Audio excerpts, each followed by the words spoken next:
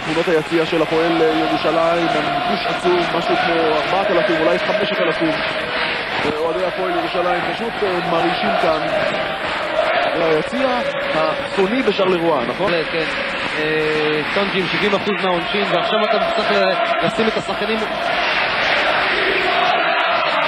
ג'ובי עם 11, מקארטין 14, וילי סולומון עם 28 נקודות, משה מזרחי עם 9 נקודות אחרי הזריקה הזאת, זה כבר 6 נקודות יתרון לזכותה של הפועל ירושלים, שברבע האחרון שחזרה את יכולתה מול ריאל מדריד, וברבע השלישי שחזרה את יכולתה מול ריאל מדריד ונתנה כאן הצגת כדורסל גדולה.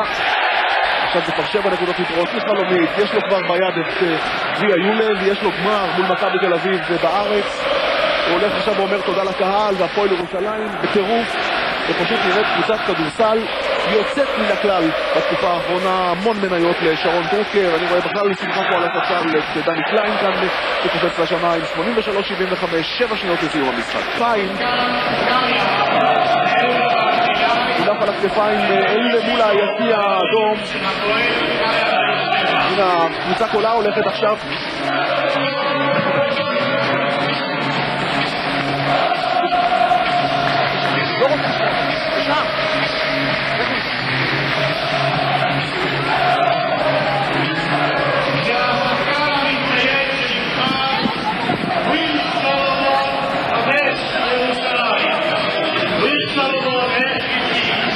על הכל, די, אנחנו מובילים נקודה, בואו נחזור, נשחק את המשחק שלנו, מה שאנחנו יודעים לעשות, ברבע הרביעי זה יתפרץ.